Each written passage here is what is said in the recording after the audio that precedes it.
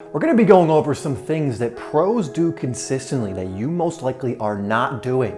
And if you want to start moving up levels, start performing and standing out in your matches, you're going to want to start to do these things more and more, because if you want to get to the pro level, you have to start living like a pro in my eyes even before you get there. So that's what's coming up next.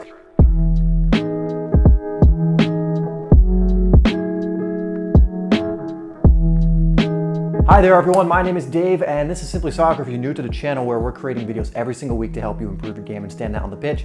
Now, you haven't got my free ebook Game Changer yet, get that down below. It is 50 plus pages of just training, information, different drills, and so many other things you can do to improve your game and stand out, and that's absolutely free. So without further ado, let's get into what we're going over in this video, starting with number 5. Now we're gonna start with the most obvious one, and we have to say it because it's true, and it's consistent training over time.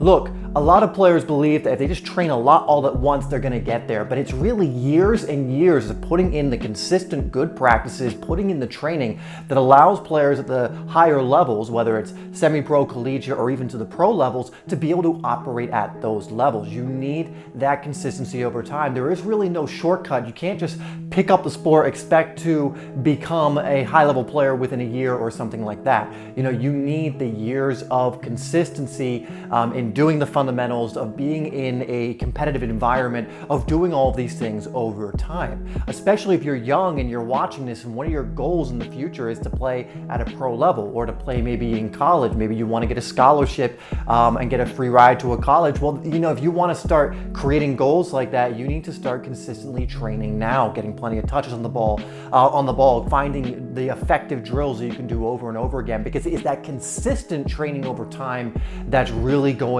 to allow you to become a better and better player. And most players at the pro level, even the lower levels of pro, which are also incredibly difficult to get to, they've been playing since they were kids, getting thousands upon thousands of touches on the ball all of the time.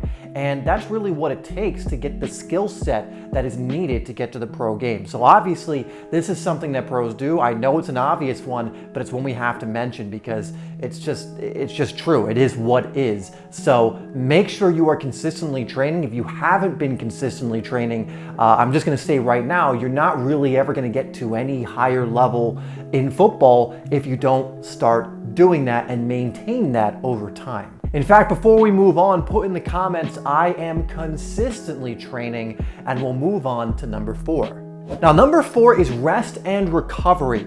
Even players, younger players, I've noticed, and I saw this in myself, and this actually ended up hurting me in my footballing journey. But a lot of players who are training consistently, you know, they love the game like I did when I was younger. I just loved the game. So I was always playing. I was always training. I looked forward to training. I looked forward to team practices. I looked forward to going to the wall after school every single day to get repetitions in of certain drills and shoot against the wall and work on different areas of my game. I looked forward to these things. But one thing I did not do enough was rest and recovery. When you're young, you know, you're able to recover a lot easier. You're able to rest a lot easier, or you don't need as much rest, I should say, to recover. But as you get older, you absolutely do. And to create the habits, the good habits when you're younger, is going to be so valuable. This means doing the stretching, the foam rolling, getting the massages, or getting something, you know, massaging yourself, getting the foam roller can help you with that. You know, really getting enough rest and recovery is so crucial for your body, for your development as a footballer, because it's a very demanding sport. And guess what? The higher up you get in levels, it's only going to get more and more demanding. I mean, when you get to the professional level, you're going to be expected to be able to recover very quickly so you can play on the weekend or train the very next day or whatever else it is. And so you need to take your rest and recovery almost as seriously, probably as seriously as you're training. And if you don't, and you don't develop those habits, you're just going to be fighting an uphill battle. You're not going to be recovered enough to play at your best. And of course, you're going to be more susceptible to injury.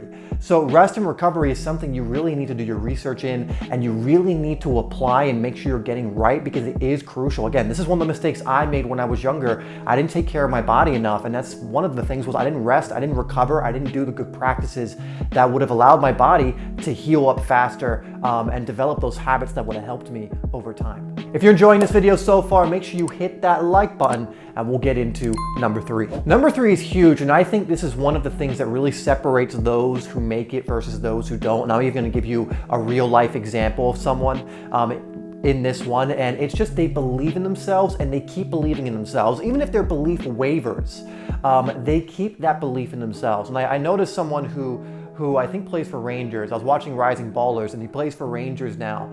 And he said there were times when he was gonna quit, but he kept believing in himself. And he said something along the lines of, you know, no one else is gonna believe in you, you have to believe in yourself. Because there's gonna be times, I think I'm getting that right, that it was him who said that, but there's gonna be times when everyone's gonna doubt you. There's gonna be times when the teacher or the coach or some just random person or people on the internet are gonna tell you you can't make it, give up, blah, blah, blah, blah, blah. And ultimately, the people who make it versus the people who don't are the ones that keep going because it's what they really want. They're passionate about it. They believe in their ability, even when they're down. It's easy to believe in your ability when you're playing well and you're fit and you're scoring goals or whatever it is for your position. That's easy. Oh, well, I'm so good, because you're getting direct feedback of what the world considers good at that point. But it's hard to believe in yourself when you're injured or when you're down on your luck or you're going through bad form or whatever else, or maybe some things are happening in your personal life that are coming onto the field with you and it's affecting your performance. Those are the moments when you need to develop this skill of being able to believe in yourself and come through those moments. Because guess what? You're gonna go through hardships when you try and move up levels in football, like anything in life. And it really is what you do during those times of hardship that is gonna really determine how far you get. And the example I wanna give you is Brandow, if you know who he is, who is now a professional footballer, and he documented his whole journey from being an amateur player to signing a pro contract. And I believe it took him like 1.5 or 2 years to do so. But he had so many people, if you look in the comments, doubting him, saying he wasn't good enough, saying he should quit, saying X, Y, and Z, rejected by so many different teams, which is normal when you go on this journey. He kept going, he kept believing in himself. In fact, I think one of the biggest things that helped him is he didn't waver. You know, he kept up an attitude of believing in himself, and lo and behold, he ended up signing a professional contract. Believing in yourself is so underrated. It is what's gonna keep you going in those darker times. And you know, I hate to break it to you, but there will usually be darker, harder times on your journey.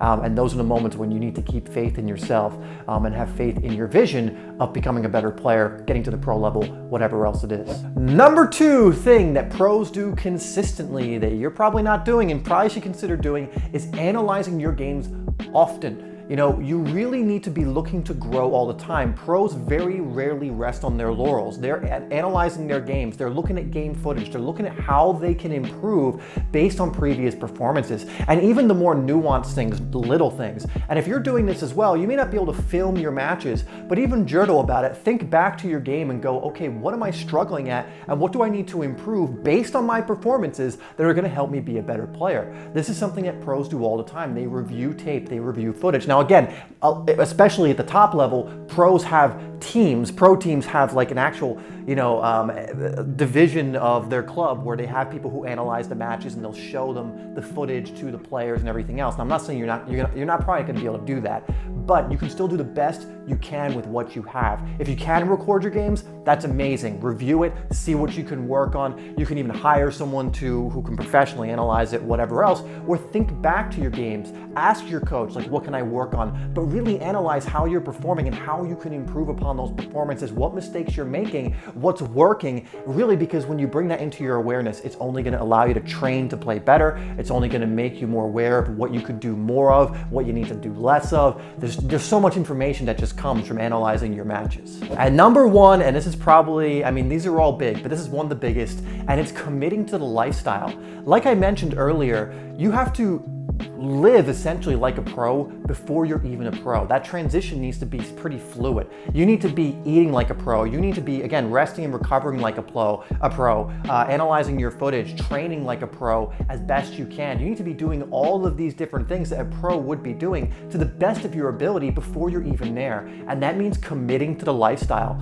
But a lot of people don't want to do this. They'd rather watch Netflix. They'd rather go party. They'd rather do those kinds of things. And I hate to tell you this again, but you're gonna have to make sacrifices if that is your goal, to become a pro. Most of the pro players you see have made incredible sacrifices in order to get to where they are. You know, they have to dedicate their lives to this sport, to getting better at this sport, to improving, you know, and when you get to the lower levels, when contracts are usually only a season long, you know, this goes double a lot of times for the lower level professionals who live a much more uncertain life. You know, we see the professionals that get 2, 3, 4-year contracts. Most pros, I'll tell you, do not get year upon year contracts. They usually get a season-long contract, maybe 2 if they're lucky. And so for a lot of them, they have to commit to this lifestyle, because if they let it slip, if they let their diet slip, if they let their recovery slip, if they let their workout slip and they get injured, you know, that can be a huge hurdle to overcome and stay in the professional game. If that kind of thing happens. And so you need to be committing to the lifestyle, developing the habits that pros have. You need to have those, and you need to discipline yourself and sacrifice a lot of things that might be comfortable, that you might enjoy. But again, it's all about priorities. If you really want it, if you really want to get to that level, then you'll make those sacrifices. But understand that is something you're probably going to have to do. You have to look at the lifestyle of pro and go, okay, I commit to also living in this way. All right, everyone, those are 5 things that pros do consistently that if you are not doing, it's just going to be very difficult to get to that level. Yes, a lot of these things are difficult, but becoming a pro player is very difficult. Less than 1% of all footballers become professionals. I mean, it's much smaller than that too. And so if you want to be in that very small percentage of footballers, and I mean even a small percentage of really good footballers, I mean, you got to be doing everything you possibly can to get there. And so it's up to you whether you want to do this or not. There is no obligation to do it, but if your goal is to get to the pro level, at some level of the pro game, these are some things I would say you should consider adding to your life. Anyway, I hope this has been informative and has helped you in some way, and as always, I'll see you in the next video.